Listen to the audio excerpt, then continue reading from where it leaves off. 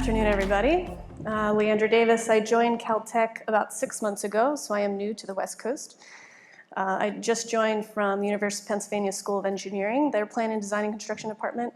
I was there for about 16 years. So the mass timber project that you saw this morning from Penn was my first one, so it was great. This project and that project have the same schedule. They're both opening up this summer. Caltech, for those of you that aren't familiar, is a relatively small university, a small institute. We've got 300 research faculty. We have about 5 million square feet, just under, and it is, it's all research. It's not a lot of education, not a lot of teaching. Our main focus is research. We have 46 Nobel Prizes, to give you an idea, based on the size of the faculty and the kind of research that they do here. So research governs all.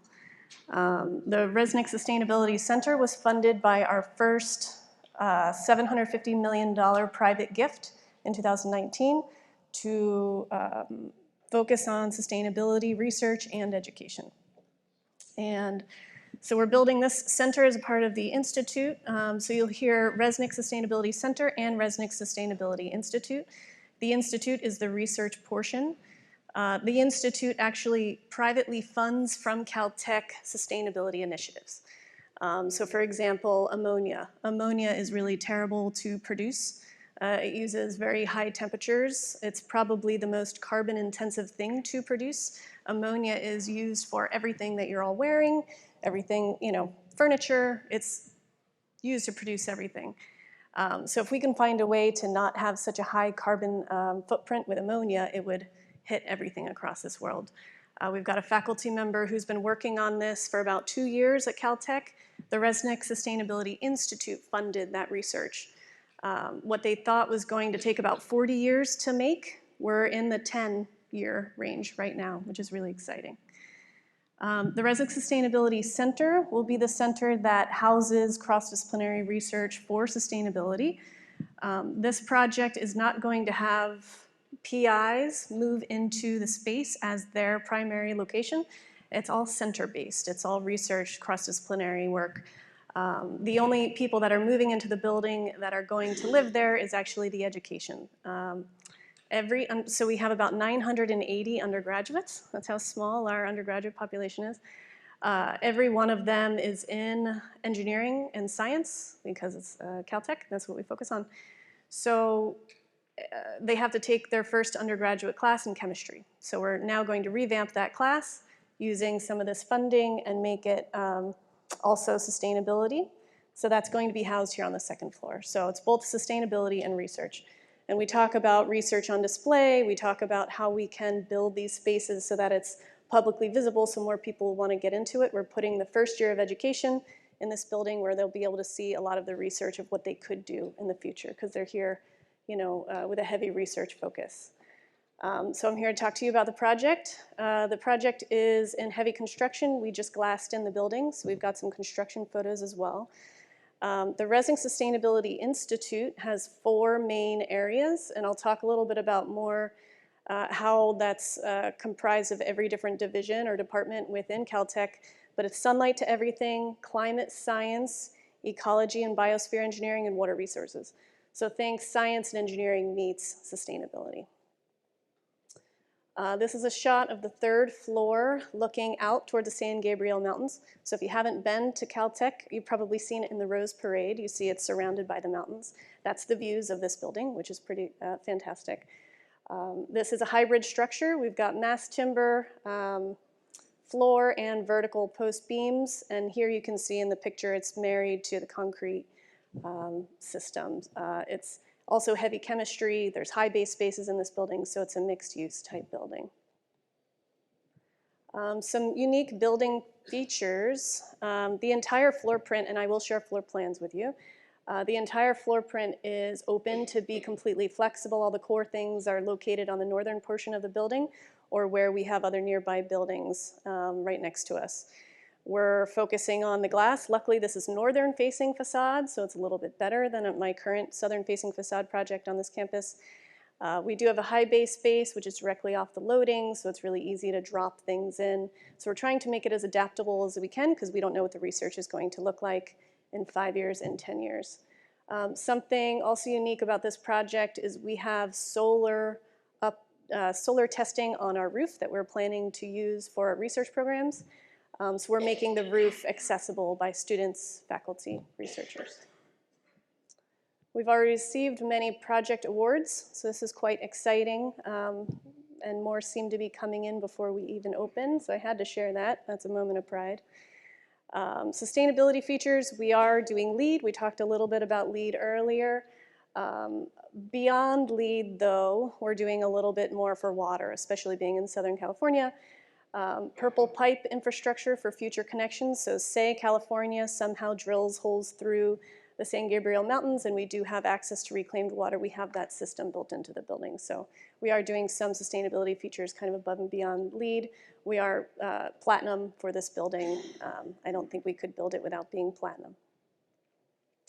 This is our campus. This is where the site is located. It's got both vertical north to south and east to west at this location. Pathways for egress and travel, mainly foot traffic. The Sustainability Center has a hole in the middle, and this is where we're going to provide or continue to provide for the campus planning perspective, the north to south movement throughout our space. We already talked about the flexible floors. In addition, we have all of these social spaces. So as with many of the other mass timber projects, the really engaging social spaces that we'll see are all in the mass timber area, and that's all on that northern facing facade with the undulating glass. I will say, from the last conversation, this is design build with HP and Canon Design. This is where we are on our campus. It's a big ecosystem of research and outdoor spaces. In that passageway, we're providing a lot of additional outdoor spaces. Shade is key. Shade is really important for Southern California. Now that I've had my first summer, it gets hot. So lots of shade cover, lots of open spaces. We also want to be careful with how much grass and open grass space that we have, just because it'll turn brown if we're not watering it. We don't want to water as much as some other campuses and other locations in this country.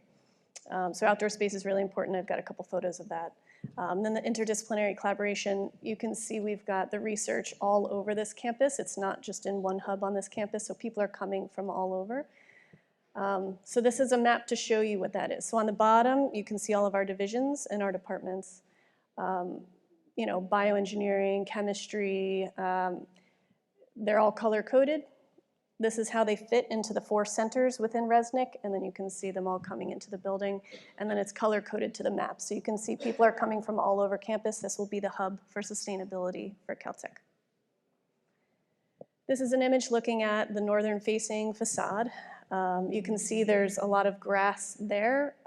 From a campus planning perspective, we're basically looking at maybe 2 to 3 spots, and that's it across this campus that'll have large grass. And it's for programming, it's for, you know, it's for a purpose.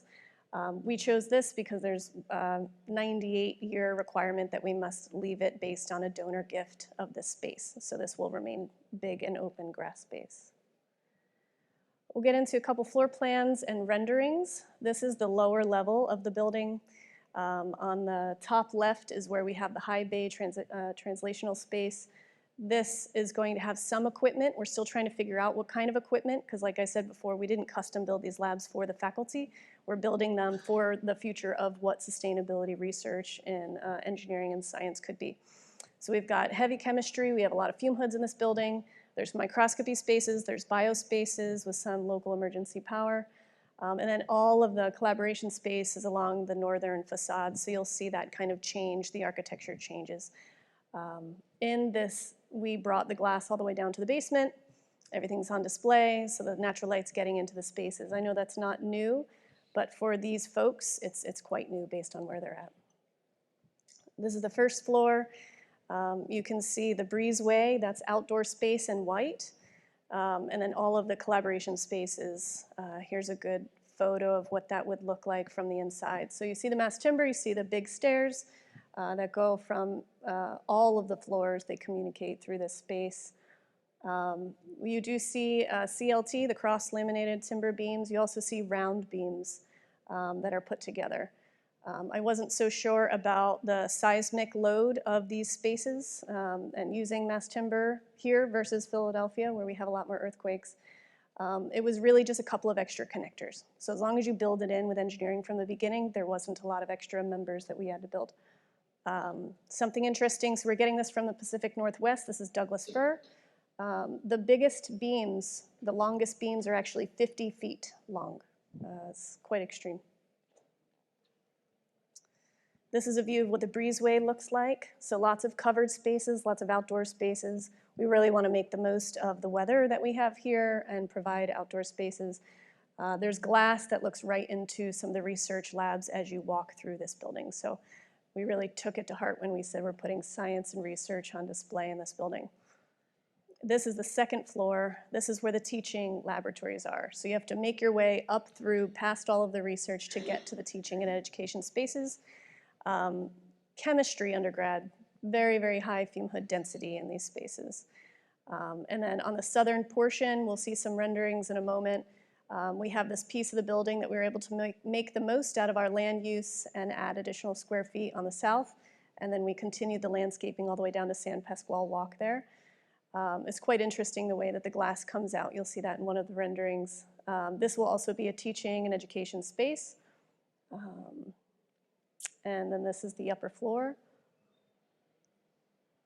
Lots of research. This is an image of what that large open gathering space could be, and then depending on where you are, you have overlook spaces or more collaborative spaces through the building. And this is the roof where we have our solar testing laboratory, where we will be allowing access up to the roof.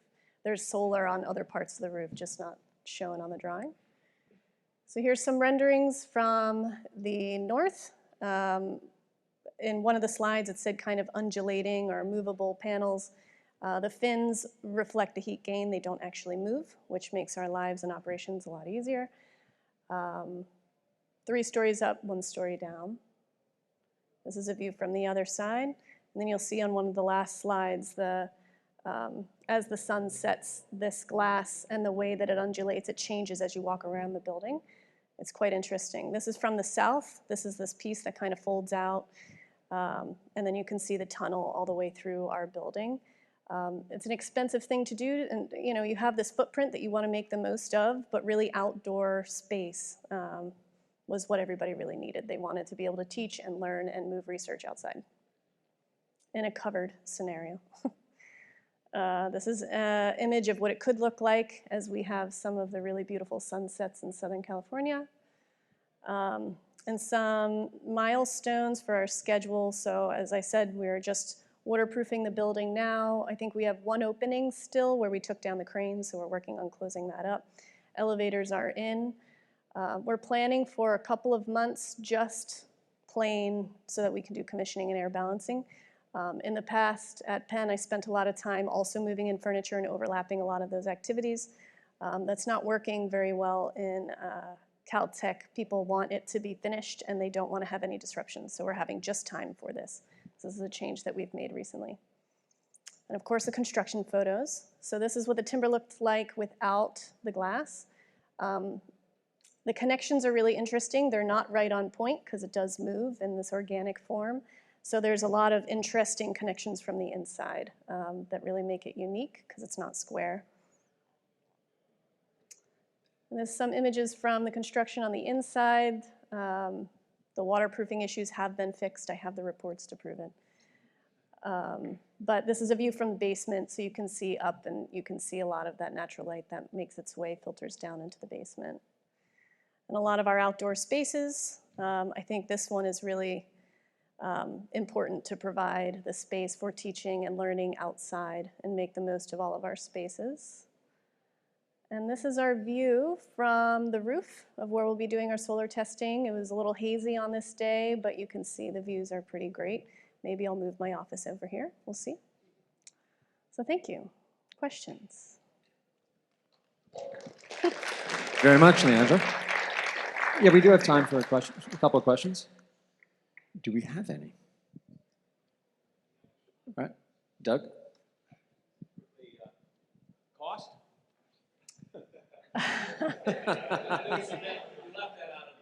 I did 148.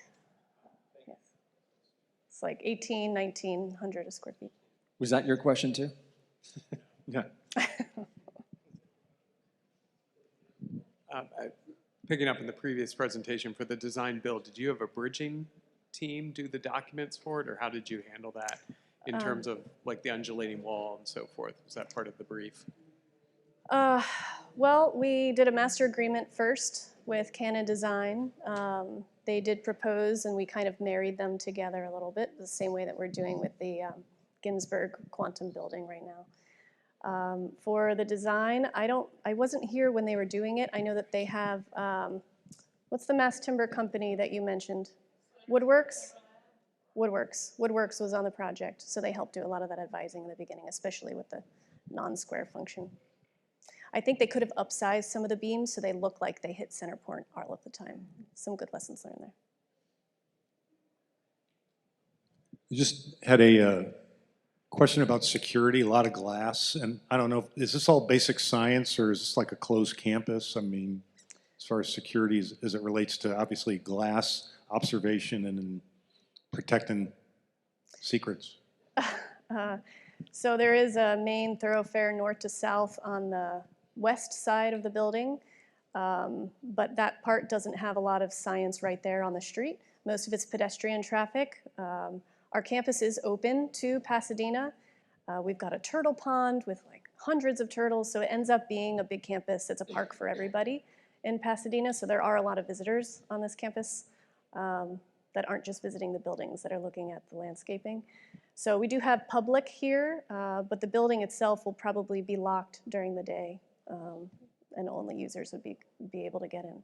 I don't know how they're going to manage that with the students. That's for our security team to figure out how they're going to manage that, but I think it's supposed to be locked. No issues with proprietary research on display. Well, we're out of time, and I want to thank Very you good. so much, Leandra. Thank you very Thank you. much. Okay.